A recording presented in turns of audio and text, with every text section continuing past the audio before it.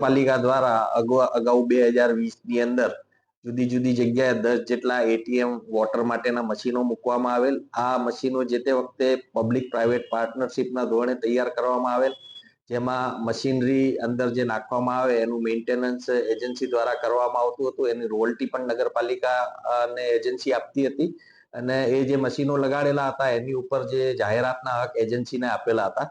પરંતુ સમય જતા અત્યારે એ 10 વોટર એટીએમ માંથી જે 4 અલગ એનજીઓ ને આપેલ છે અત્યારે ચાલુ છે. બાકીના વોટર એટીએમ ની અંદર મશીનરીમાં એમાં થોડા પ્રશ્નો છે. અમે એની ઉપર કામ કરી રહ્યા છીએ અને એ ઝડપથી ચાલુ થાય એના માટેના અમારા પ્રયત્નો બી રહેશે. એ સિવાય નગરપાલિકાએ જુદી જુદી સ્વૈચ્છિક સંસ્થાઓ અથવા તો નગરપાલિકાઓ ની પોતાના ગ્રાન્ટમાંથી જે પબ્લિક માટે પરબ કરવામાં આવેલ છે એ પૈકી અત્યારે 5 બત્તી જોડે એક પરબ ચાલુ છે અને હોસ્ટેલ ગ્રાઉન્ડ ની બાજુમાં પણ એક પરબ ચાલુ છે. આજે તમામ એટીએમ મશીન પાણીના બંધ છે. ઉનાળાની આકરી ગરમી કહી શકાય કે માર્ચ એપ્રિલની ગરમી છે. લોકો રાહદારીઓ જે છે, રિક્ષા ચાલકો છે, તેમની માટે કોઈ પણ પાણીની સુવિધા મુખ્ય સ્થળો પર નથી.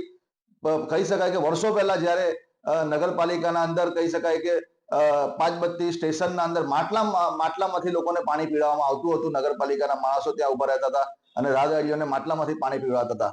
આજે આટલી સુવિધા હોવા છતાં, કહી શકાય ટેકનોલોજી હોવા છતાં પણ આજે નગરપાલિકા લોકોને પાણી આપવાના અંદર નિષ્ફળ સાબિત થઈ છે. નગરપાલિકાના ચીફ ઓફિસર અને વહીવટી તંત્રને અમારી અરજ છે કે આખરી ગરમી છે, તાત્કાલિક તમામ એટીએમ પાણીના મશીનો ચાલુ કરવામાં આવે અને લોકોને પાણીની સગવડ શરૂ કરી દેવામાં આવે.